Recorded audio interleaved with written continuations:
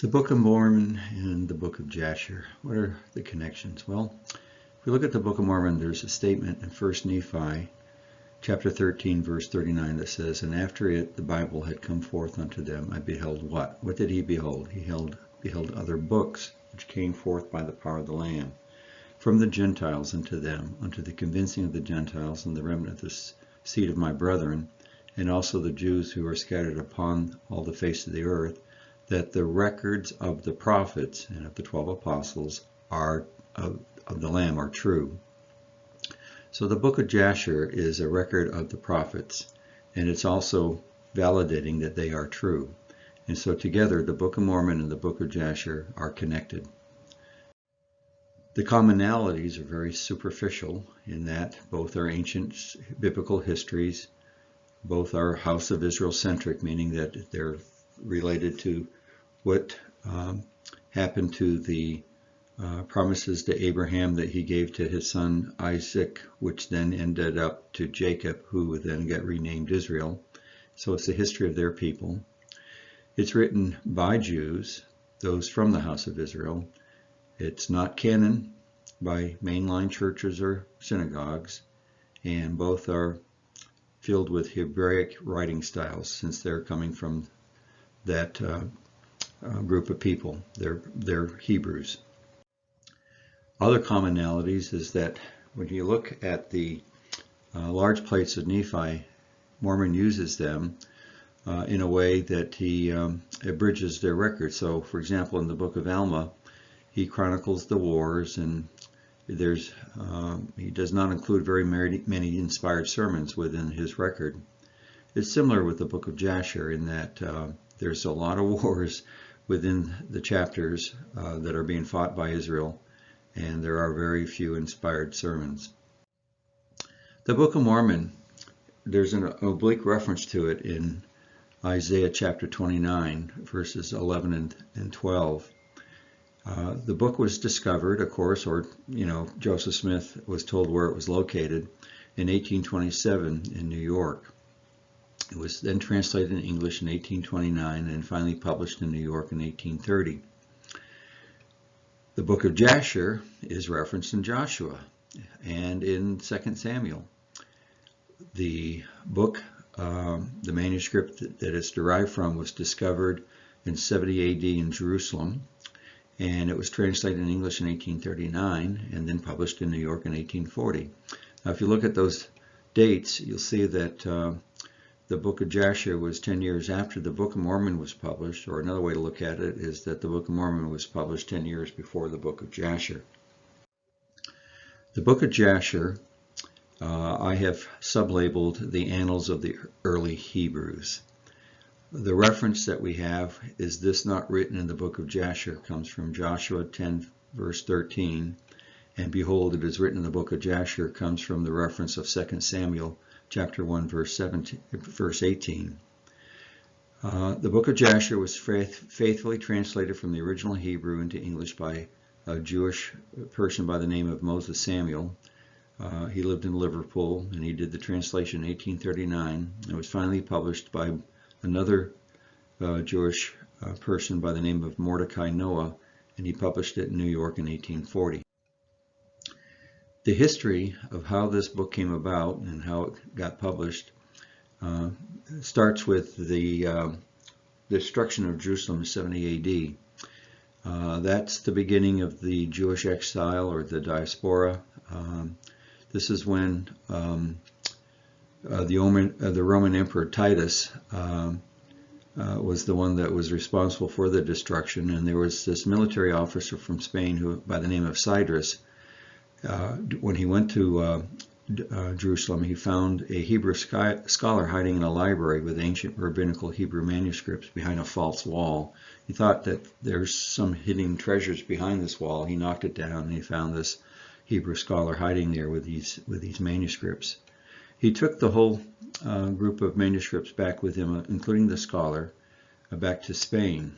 And he felt that it was important because the Jewish population back then was very large in Spain. There was a group that was emigrating to it because they kind of knew that the destruction of Jerusalem was going to occur. The manuscript was without points. What does that mean? Well, it predates the Masoretes, and that's a group of Jews between the 7th and 10th century AD that took the records of the Old Testament, or the Torah, and they created what they call points, which are little marks underneath the words or the letters that would include what vowels they thought were proper for the right interpretation of the text. This manuscript was published in Naples, Italy in 1552, although there are no known record of it being published there as far as a document that shows that it was. It was referenced in the introductory material, but we have not located that, or the scholars have not found it. But it was published in Cordova, Spain in 1625. Now, there are some concerns about this being authentic or not, and one of the concerns is the fact that there are other purported Book of Jashers out there. One was by a person by the name of Jacob Ilvey. He published a forgery on it. In essence, he was kind of a crook, and he felt that he could translate this record by this Flaccus Albinus Alcuinus. He called it the Lost Book of Jasher.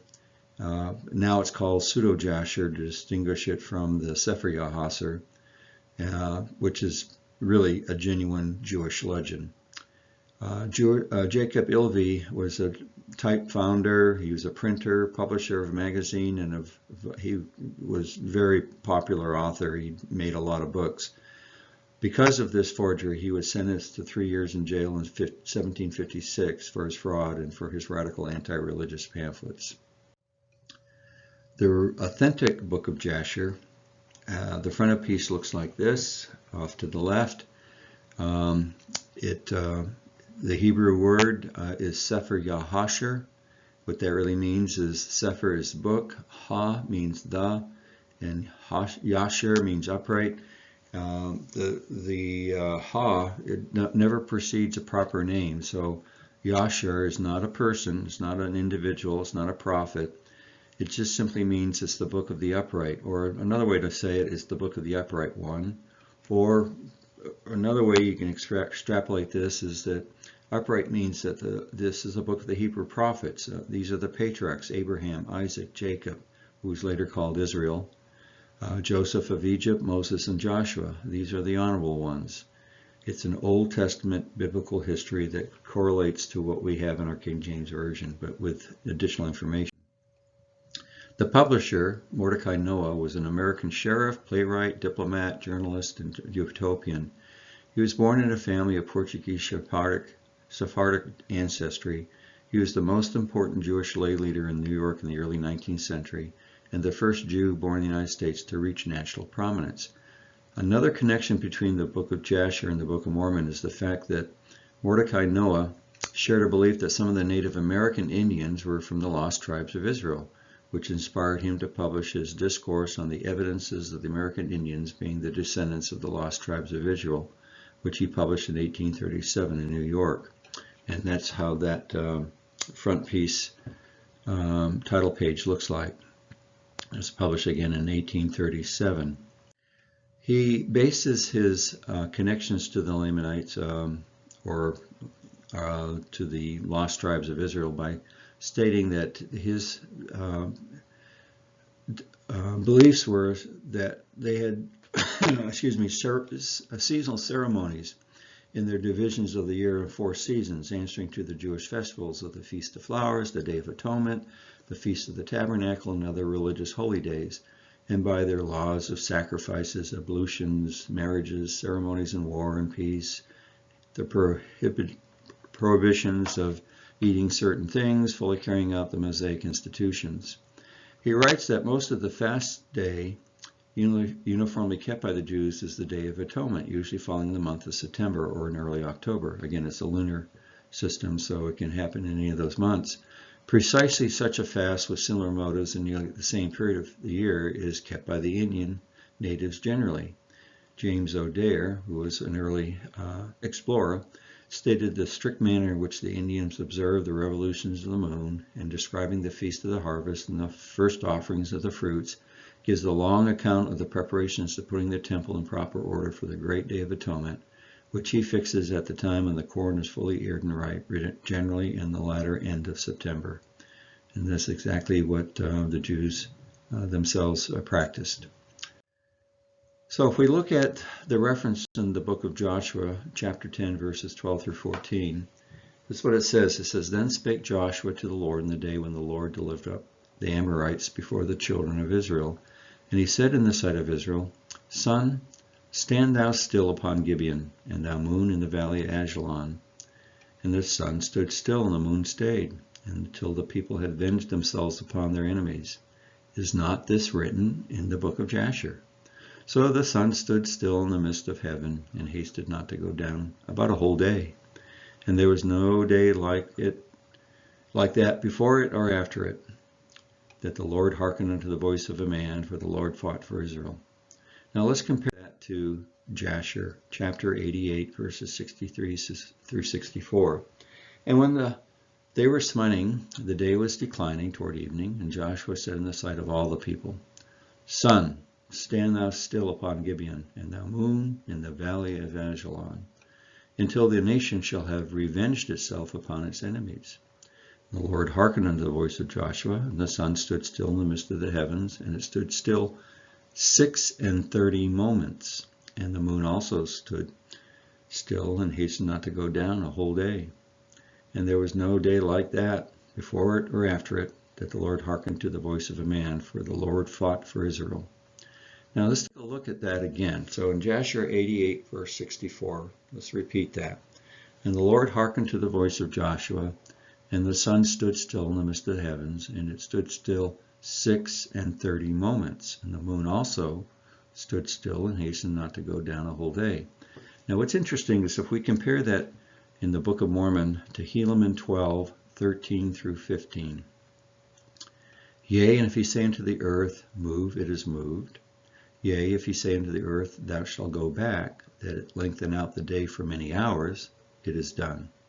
And thus, according to his word, the earth goeth back, and it appeareth unto man that the sun standeth still. Yea, and behold, this is so. For surely it is the earth that moveth, and not the sun." This is a commentary that Mormon makes in the book of Helaman. So let's go back and look at this. So we have in the book of Jasher the phrase, "the sun stood still." In the Book of Mormon, that the sun standeth still. And also in the book of Jasher, it's how long did it stand still? 36 moments.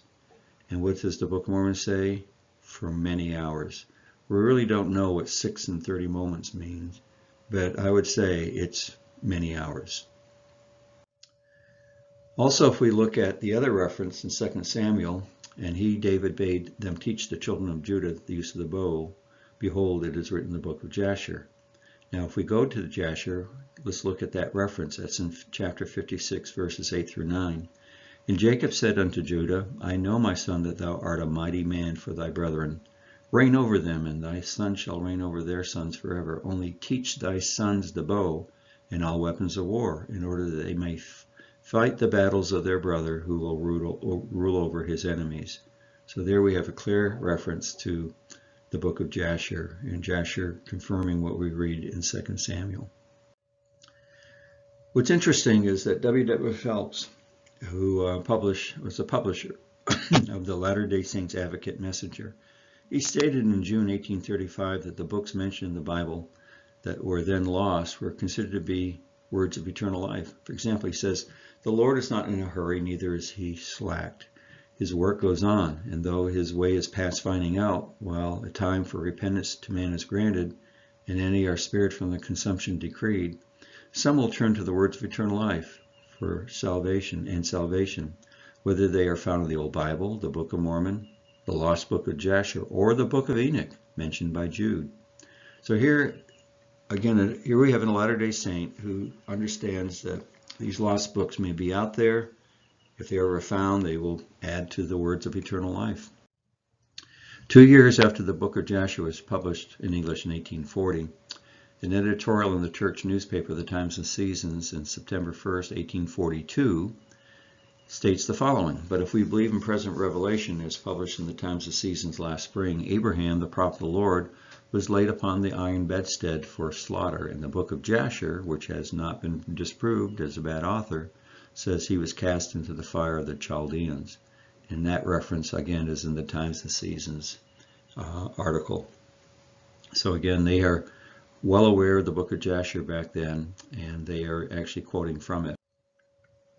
So the legitimacy of this work, or this extra scriptural or extra biblical writings or books related to biblical history, while they're either ignored or unknown to most of the Christian community, it presents a challenge of acceptance to all those who are acquainted with such literature.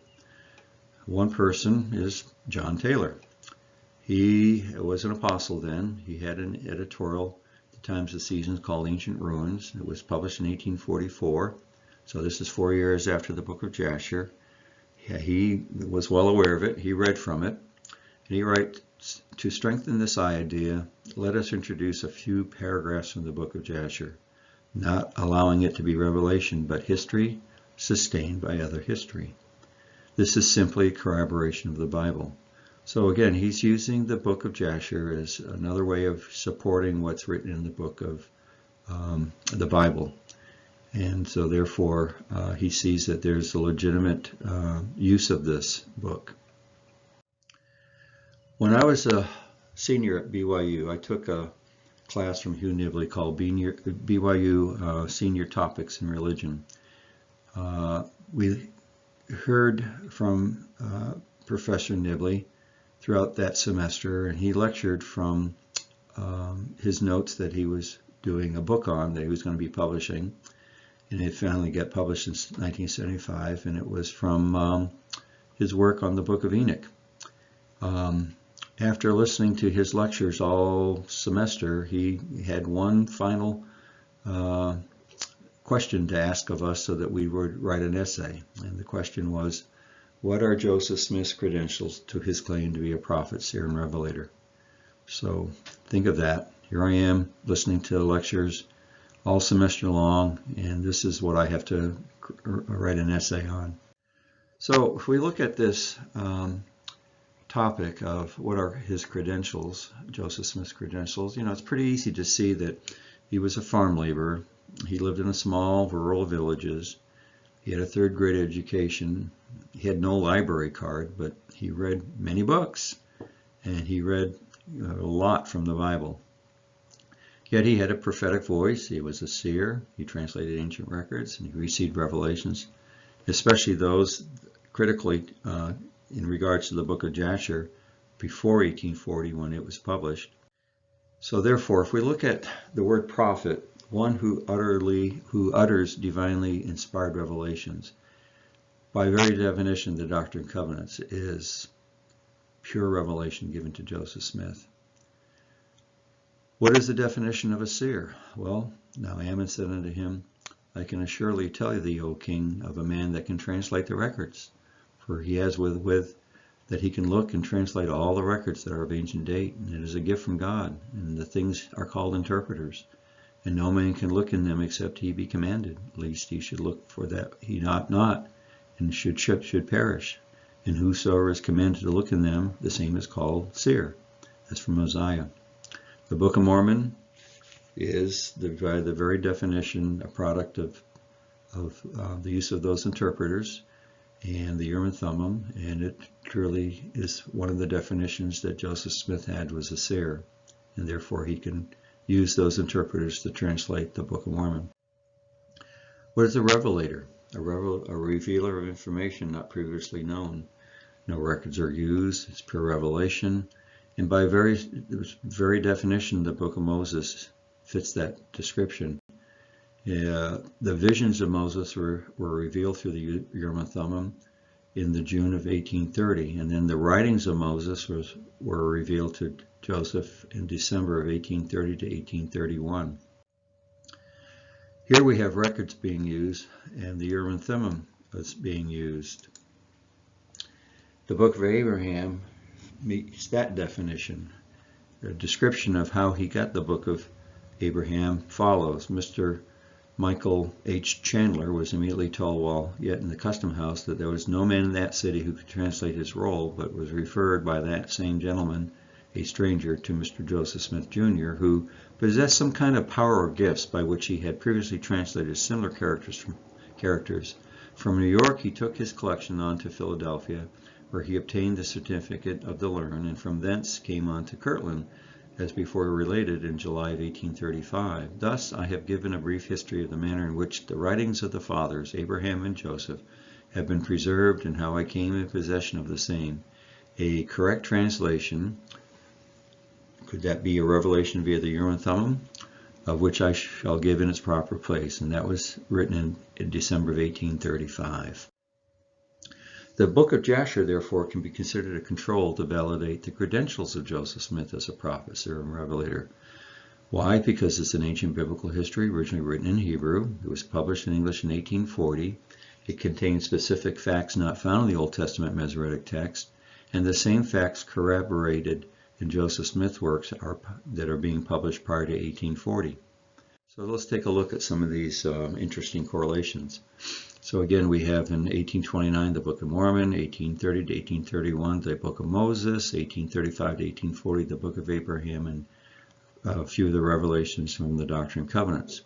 So if we look at the Book of Mormon, one of the first things we read about is the story of the beheading of the commander Laban with his own sword. Nephi being in the likeness of Laban, and of course there's the presence of an angel. Well, in the Book of Jasher, there's a similar story. There's a beheading of a commander with his own sword. There's a likeness of Moses, and there's the presence of an angel. In the Book of Mormon, we have a story of Alma and Amulek. In other words, there's two people. There's the presence of fire. They're going to be in prison for 3 days, and it's the power of God that delivers them. In like manner, the Book of Jasher has two people. That's Abraham and Abram. At that time, he's called Abram with his brother Haran. And again, there's the two people. There's the presence of fire. They're in prison for 3 days, and the power of God delivers them. In the Book of Mormon, we have Moroni's rent coat as a symbol of Joseph's rent coat. In the Book of Jasher, Joseph's coat is rent first, then dipped in blood. In the Book of Mormon, we have the naming of lands and cities. Again, in the Book of Jasher, the land of and the city of are the same as in the Book of Mormon. In the Book of Mormon, we have succeeding kings are named after favored kings. Similarly, in the Book of Jasher, succeeding kings are named after favored kings. In the Book of Mormon, we know that there are many, many examples of Hebrew literary elements.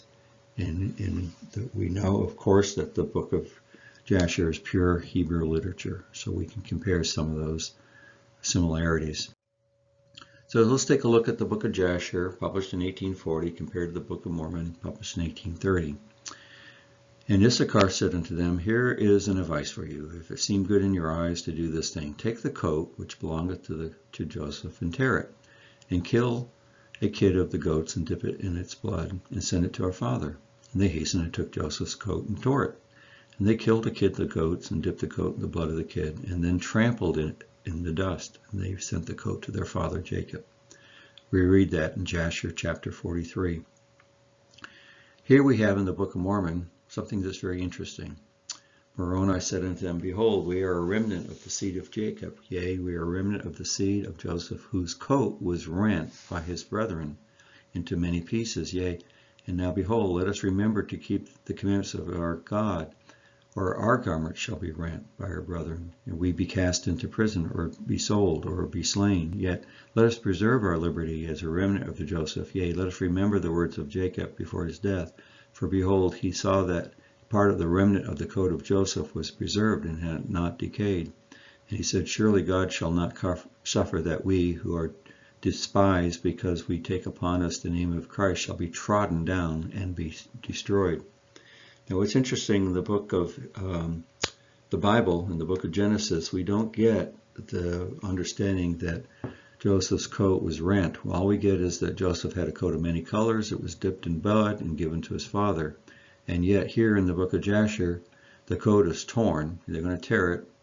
They take it and tear it. And here in the Book of Mormon, Moroni is saying we know that Joseph's coat was rent or torn, and he's making the correlation that he doesn't want our garments to be rent or torn.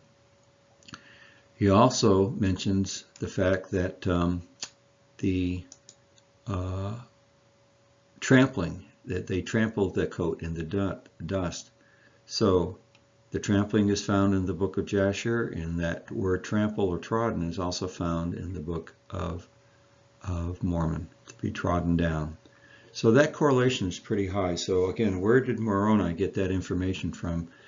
Obviously didn't get it from our known King James Version of the Bible, because that information is not there, yet it is found in the Book of Jasher.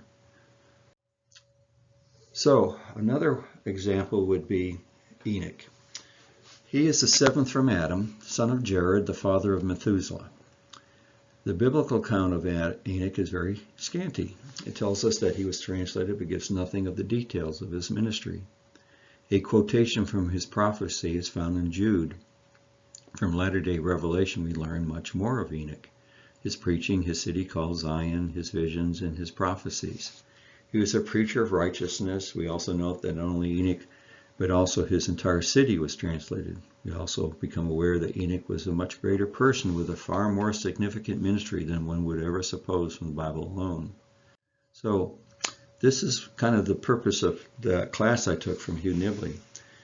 He states that in the Book of Moses we find what Joseph Smith entitled Extracts from the Prophecy of Enoch. He says, the excerpts in the Pearl of Great Price supply us with the most valuable control yet on the bona fides of the prophet we are to test. How does it compare with records known to be authentic? The excerpts offer the nearest thing to a perfectly foolproof test, neat, clear-cut, and decisive, of Joseph Smith's claim to inspiration. So, the Book of Enoch actually was found and discovered by James Bruce in 1773, and they had some, after the discovery, there were some translations. The first came in 1821 by Richard Lawrence, followed by R.H. Charles in 1890 to 1912. And that was the basis for the Hugh Nibley Senior Topics in Religion class I took in 75. And eventually he wrote a book called The Prophet Enoch. Very comprehensive book with lots and lots of references and typical Hugh Nibley fashion. He is just a master of understanding the complete picture of all of the literature that's there. In 1950, the Aramaic text fragments of the Book of Enoch was found among the Dead Sea Scrolls, and it validates what R.H. Charles was able to translate from that book that was discovered by James Bruce. Now, the Dead Sea Scrolls are those ancient Jewish manuscripts found in the Qumran caves in 1946. And of course, we have what we call the 1830 Joseph Smith Enoch, which are the excerpts from the Book of Enoch, Moses 6, chapter 6 and 7, that was revealed to Joseph Smith. So take a look at the reference in Jude. When Jude talks about, in Enoch also the seventh of Adam prophesied of these sayings, saying, behold, the Lord cometh. Now, if we look at what was found by James Bruce, translated by R.H. Charles, and the fragment that was found in the Dead Sea Scrolls, or the Qumran caves, and behold, the Lord cometh. Behold, he cometh with 10,000 of his saints, with 10,000 holy ones, which are the same as saints, to execute a judgment upon all, and to convince all that are ungodly among them, and of their ungodly deeds which they have ungodly committed, in all of their hard speeches and all their hard things, which ungodly sinners have spoken against them, which ungodly sinners have spoken against him. So you can see that there's almost a one-to-one comparison between what was discovered by James Bruce as also what is referenced in Jude. So the Enoch text is an important find that helps support the fact that these books that are out there will help support the prophets. Again, we look at what we find in that Enoch text, chapter 94, verse 8. Off to the right here, we see Enoch the prophet saying, Woe to you, you rich, for you have trusted in your riches, and from your riches you shall depart, because you have not remembered the Most High in the days of your riches. Now it's interesting, if you look at the Book of Mormon in Helaman chapter 13, verse 33, this is Samuel and Lamanite, and he's quoting, we think, from Enoch. Yea, in that day you shall say, Oh, that we had remembered the Lord our God in the day that he gave us our riches. And then they would have not become slippery, and that we should lose them. For behold, our riches are gone from us. So let's compare. So, oh, that ye had remembered the Lord your God, because you have not remembered the Most High in the day that he gave us our riches, in the days of your riches. For behold, our riches are gone from us. From your riches ye shall depart.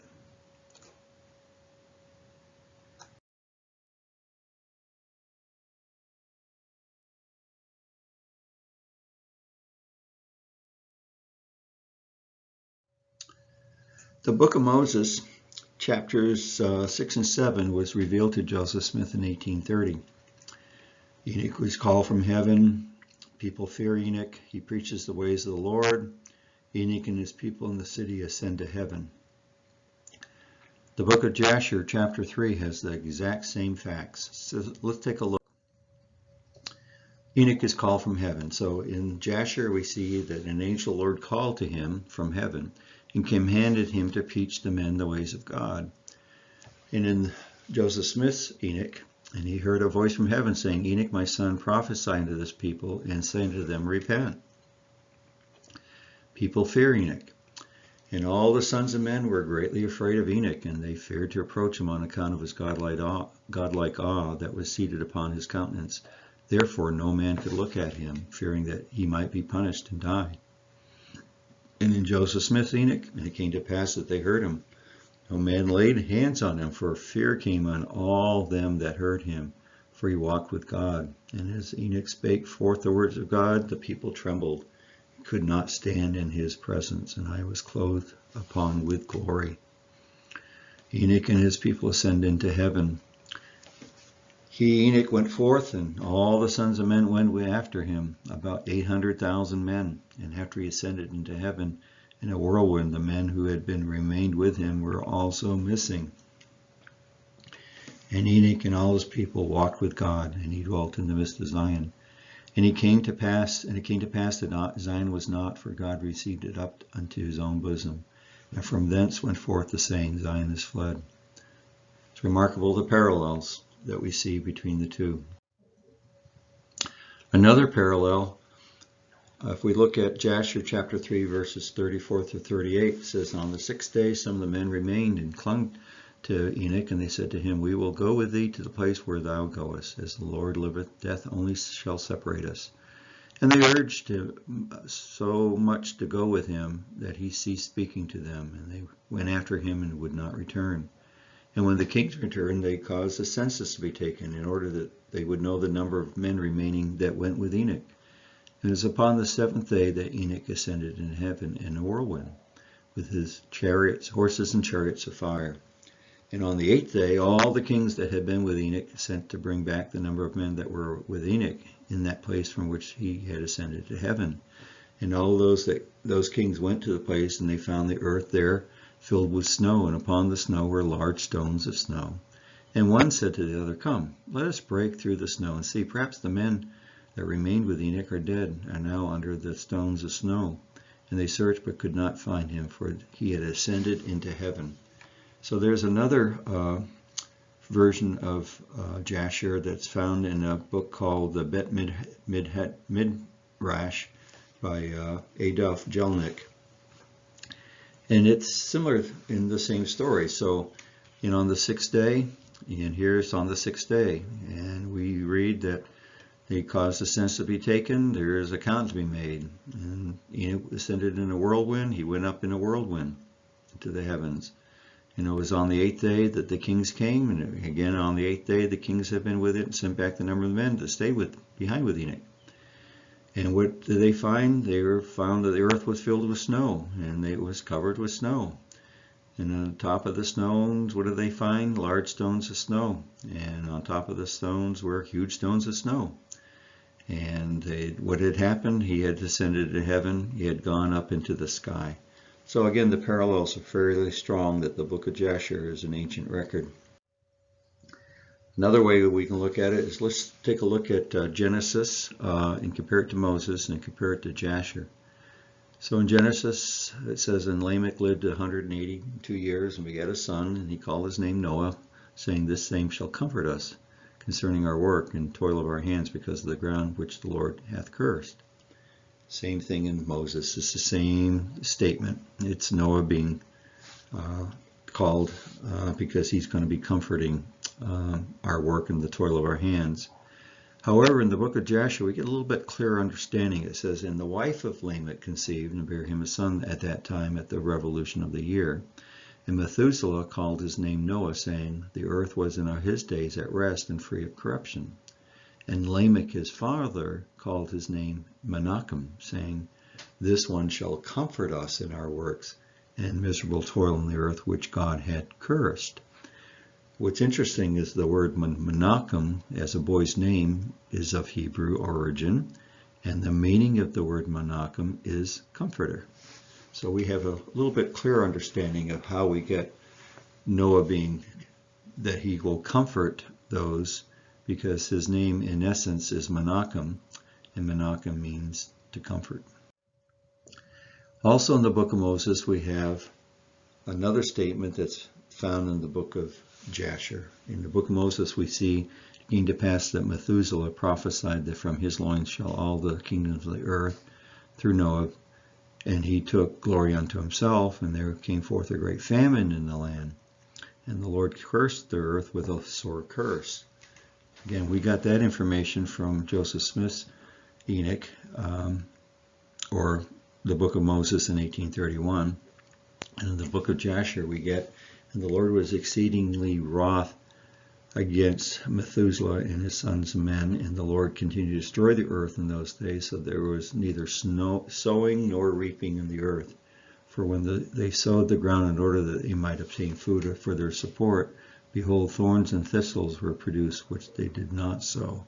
So again, we have a nice one-to-one comparison of the two. Again, a revelation of Joseph Smith, not found in the Bible, but is included in the book of Jasher, helping to support that the book of Jasher is of ancient derivation, and it has a truth contained in it. Another way to look at the book of Jasher is to compare the book of Abraham.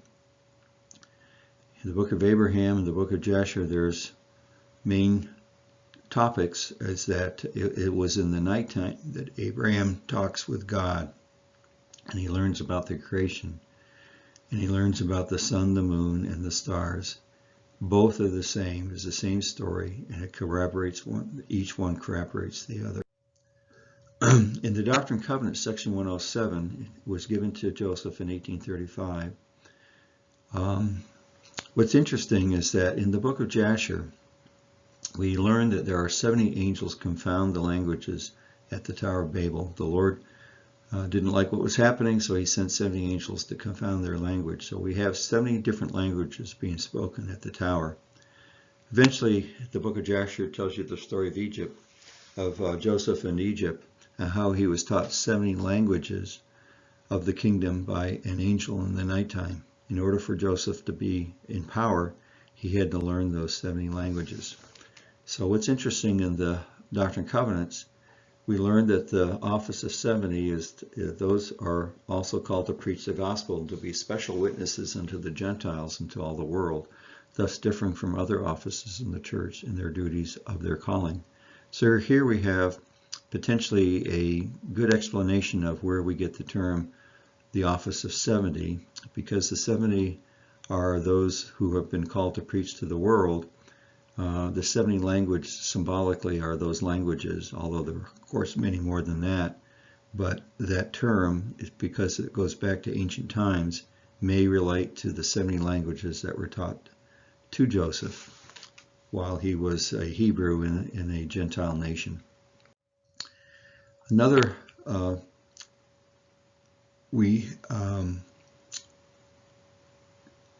scripture that we get that's really a bullseye is in D&C 107, verse 45. That's April of 1835, section 107. God called upon Canaan in the wilderness in the 40th year of his age. In the book of Jasher, we see that Canaan grew up and was 40 years old, and he became wise and had knowledge and skill in all wisdom. Again, that's another bullseye. It helps corroborate that the book of Jasher is correct in its doctrine, and therefore it helps support, again, the prophecy or the prophetic role that Joseph Smith has. So can we answer this question? What are Joseph Smith's credentials to his claim to be a prophet, seer, and revelator? Of course we can. His credentials include the following. So if we look at the facts that Joseph Smith had, that he was able to obtain through revelation, either through a direct pure revelation or through a translation, we find the following. Canaan was wise at the age of 40 years of age. Yep, it's the same that we see in the book of Jasher that was published in 1840. Enoch is called of God. Yep. People fear Enoch. Yep. Enoch preaches and his people ascended to heaven. It's the same.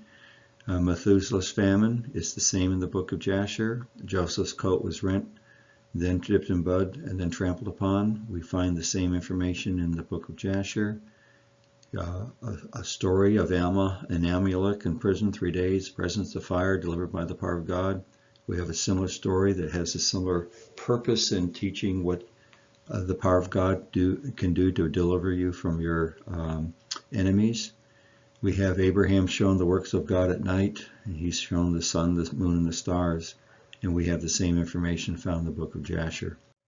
So Mordecai Noah, in his preface to the book of Jasher, stated that without giving it to the world as the work of divine inspiration or assuming the responsibility to say that it is not an inspired book, I have no hesitation in pronouncing it a work of great antiquity and of interest, and a work that is entitled, even regarding it as a literary curiosity, to a great circulation among those who take great pleasure in studying the scriptures. Another individual who was a Jewish individual by the name of James Trim is a blog, and he really has done a lot of work on the book of Jasher. He found interesting correlation between what we find in what we call the Samaritan Pentateuch, which is the Torah. You know, the Jews have the Torah, which are the 5 books of Moses, and of course the southern kingdom of Judah is in Jerusalem, and the capital of the house of Israel is in Samaria.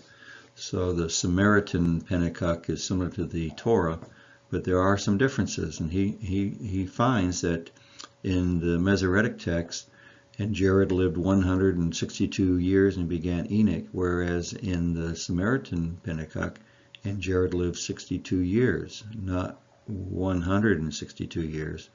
The book of Jasher has the same information. Jared lived 62 years. So what he's saying is that in the Masoretic text, how could the book of Jasher and the Samaritan Pentateuch share the same scribal error? How could this reading have made its way into the book of Jasher? If the book of Jasher were a late compilation made in the Middle Ages, it would certainly have simply copied from the Masoretic text. Surely a Jewish writer in Europe in the Middle Ages would not have copied data from the Samaritan Pentateuch. This is clear evidence for the ancient origin of the book of Jasher. Was the hand of the Lord involved in the preservation of Sefer Yahasar, the book of the uprights? Well, look at it from this point of view. It's a Hebrew history of their patriarchs, and it was preserved at the destruction of Jerusalem in 70 AD. It was a soldier from Spain, not Rome, who finds this manuscripts, and he doesn't destroy them. He safely stores them by the Jews that are living in Spain. It was printed in Spain in 1625. It was translated in other languages. It was printed successively in various places, including Krakow, Poland in 1628, Prague, 1668, Frankfurt in 1706, Amsterdam in 1707, It's translated into Yiddish in 1674, into Latin in 1732, but not English until after the Revelations of Joseph Smith are published. So I find that interesting. I think the hand of the Lord was over all of this. So should I read the annotated edition of the Book of Jasher? Well, according to King Solomon, here's a proverb for you. He who answers a matter before he hears it, it is folly and a shame to him. So I think you should at least have enough curiosity to take a look at it. There are so many editions that are sold on Amazon. If you notice in the lower right-hand corner, there looks to me to be what we see in the book of Really Great Price, in the book of Abraham. Well, there are LDS scholars that have published also in the book of Jasher, and they have sold their books. If you look in the lower left, where they have the angel wings with angel, that was from the J.H. Perry Company. That was after Mordecai Noah passed away, and the publication rights went to J.H. Perry. And they were Mormon, and they printed it in Salt Lake City. So it was published extensively in Salt Lake for many, many years.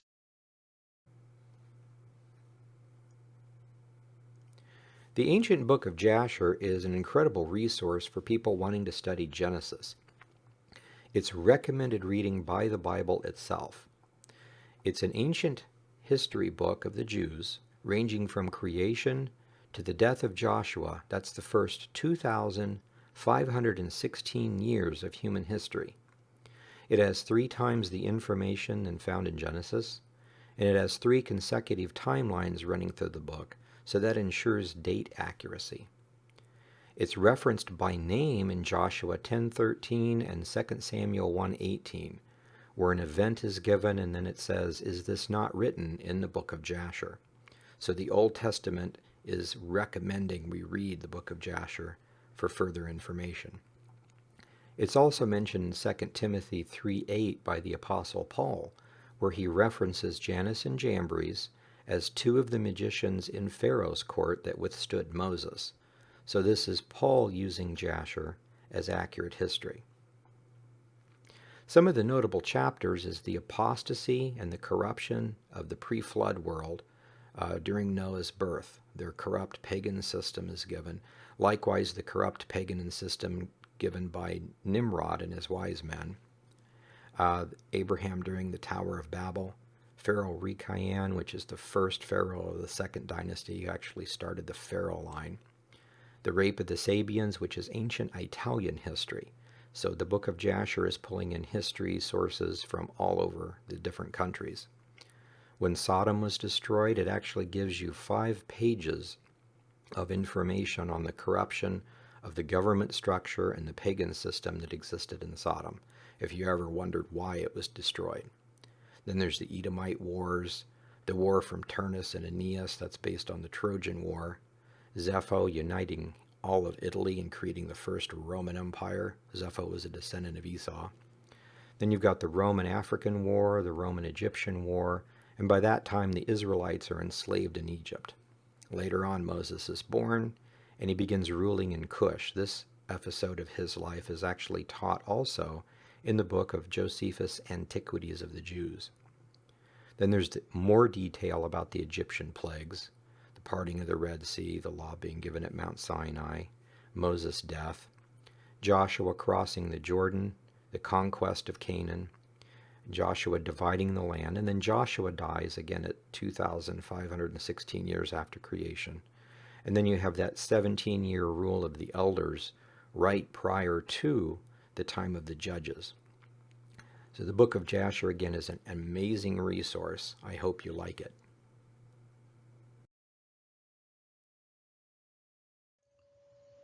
So, what are the reviews? What are they like? Well, the book of Jasher is steeped in rich imagery and wonderful stories. It has added a lot to my scripture study.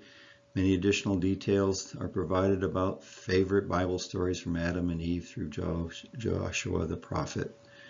I'm very pleased with the additional information the book of Jasher seems to give and support regarding the book of Genesis written by Moses. especially on the descendants of Esau and his children, Zepho, as well as the additional information on the parting of the Red Sea. It is definitely a book I will be referring to over and over again for historical and biblical facts as well as precepts. Highly recommended. Shalom. I really like this book because the biblical accounts in Genesis, Exodus, Numbers, Deuteronomy, and Joshua fill in the blanks the King James Version did not include. Abraham's wife Sarah is only very briefly mentioned in the Holy Bible, as well as all other versions, but in Jasher you sink into the emotions she must have endured while she embarks on her years of seeking and searching for Abraham and Isaac and the rest of her story. So my annotated book of the Book of Jasher includes the same elements that you get in the annotated Book of Mormon, in that I have blue lettering, red lettering, paragraphs, quotation marks, and so forth, poetical speech patterns. So it will be familiar to you, and it helps you read the text. It also has a smoother reading style because it was published in 1840. It's similar to the way it is translated as the way the Book of Mormon is translated, that the type of English being used is smoother in its style. So let's take a look at some of the Hebrew style of writing and some of the other elements within the text that correlate to the Book of Mormon. So for example, the naming of kings, in Jasher it says, and it was after the death of Abimelech that the people of Greer saw Abimelech and his son, and he was only 12 years old, and they made him lying in the place of his father, and they called his name Abimelech, and after the manner of his father, and for thus it was their custom to do so in Greer. And Abimelech reigned instead of Abimelech his father, and he sat upon his throne. And in Jacob, chapter 1, verses 9 through 11, in the Book of Mormon, it says, Now Nephi began to be old, and he saw that he must soon die. Therefore, he appointed a man to be a king and a ruler over his people. Now, according to the reigns of the kings, the people having loved Nephi exceedingly, he having been a great protector for them, having wielded the sword of Laban in their defense, and having labored in all his days for their welfare, wherefore the people were desirous to retain and remembrance his name. And whoso should reign in his stead were called by the people, 2nd Nephi, 3rd Nephi, and so forth, according to the reigns of kings. And thus they were called by the people, let them be whatever name they would. Again, a highly good correlation between the two. The bad guys, more than 1,000 died. The good guys, not one dies. Here in Jasher, and they approached and fought against the city and took it and subdued it, and they entered the city, and there died on that day 1,100 men of the people of the city, all that inhabited the city, but of the people besieging not one died. And in Alma, thus the Nephites had all power over their enemies, and thus the Lamanites did attempt to destroy the Nephites until their chief captains were all slain. Yea, and more than 1,000 of the Lamanites were slain, while on the other hand, there was not a single soul of the Nephites which was slain. A very good high correlation between the two stories, showing that the nature of the writing and the type of help that the Lord gives to his chosen people are the same. Repetition of particles, with and of, and so forth. In Jasher we see, and may God cause thee to return to this land, the land of thy father's dwelling, with children, and with great riches, with joy, and with pleasure. And I will bring thee again into this land, with joy, with children, and with great riches. And the king's people went before him and behind him, perfuming the roads with frankincense, and with cassia, and with all sorts of fine perfume. So let's take a look at Book of Mormon and see if it has similar Hebrew writing style. And it came to pass that I, Nephi, did make out of wood a bow, and out of straight stick an arrow. Wherefore I did arm myself with a bow and an arrow, with a sling, and with stones. He could have easily said, or if Joseph Smith was the one that was authoring this, I did arm myself with a bow and arrow and sling and stones. But no, he's using the correct Hebrew expression, with a bow and an arrow, with a sling, and with stones. In Mosiah, he began to till the ground, yea, even all the manner of seeds, with seeds of corn, and of wheat, and of barley, and with knees, and with shum, and with seeds of all manner of fruits. Very repetitive. Again, Joseph Smith's style language back then in the 19th century would not include these types of phrases. So this is another internal witness that the Book of Mormon is of Hebrew origin. Word phrases. And Angius saw this thing, and he commanded all his offers to assemble the hewers of stone in thousands and tens of thousands. 3rd Nephi, and did march forth by thousands and by tens of thousands. Again, a unique phrase. It's a Hebrew phrase. Land of, city of is the same. So example, in Seir, the son of Hur, son of Hivi, son of Canaan, went and found a valley opposite to Mount Paran. And he built a city there, and he and his 7 sons and his household dwelt there, and he called the city which he built Seir, according to his name. That is the land of Seir unto this day. So we have the city of Seir and the land of Seir. Mosiah, and it came to pass that they began to prosper exceedingly in the land, and they called the land Helam. It came to pass that they did multiply and prosper exceedingly in the land of Helam, and they built a city which they called the city of Helam. So we get the land of Helam, the city of Helam. And it's repetitive. If you go to the Book of Mosiah, through the Book of Mormon, you'll find the same, like the land of Jerusalem, the city of Jerusalem. The series of lines, phrases, and clauses or sentences end with the same word or words. That's known as a epistrophe.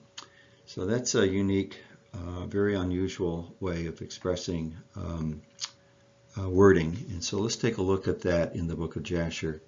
And Noah prayed unto the Lord and cried unto him on account of this. And he said, O Lord, help us, for we have no strength to bear this evil which has accompanied us. For the waves of the waters have surrounded us. Mischievous torrents have terrified us. The snares of death have come before us. Answer us, O Lord, answer us. Lift up thy countenance toward us, and be gracious to us. Redeem us and deliver us. Very unique way of writing. In Ether, and it came to pass that the brother of Jared cried unto the Lord, saying, O Lord, I have performed the work which thou hast commanded me. I have made the barges according to thou hast directed me. And behold, O Lord, in them there is no light. Whither shall we steer? And also we shall perish, for in them we cannot breathe, save it is air which is in them, therefore we shall perish. So in conclusion, I'd like to say that the annotated edition of the Book of Jasher is another witness to the following. First, it's a witness that the Bible is true history. It's second, that the Book of Mormon is of ancient source, and that it contains information that also is found within the Bible, which supports the fact that the plates of brass did contain information that was carried with them on their journey to the promised land. I'm here to testify that the Book of Moses also is another witness to the Book of Jasher, in that the revelations that were given to Joseph Smith in that book contains information from Enoch, and those passages of Enoch are found within the Book of Jasher. Also, the same can be said about the Book of Abraham that Joseph Smith translated from ancient records that were given to him in that mummy, and that the Book of Jasher supports the information and the doctrine that came from that book. And finally, the revelations that Joseph Smith received that we have in our Doctrine and Covenants also support the facts and information that's found within the Book of Jasher. I commend this book to you. It becomes a part of your library, and it helps support and validates that Joseph Smith is truly a prophet, seer, and revelator of our day. And I testify to this in the name of Jesus Christ. Amen.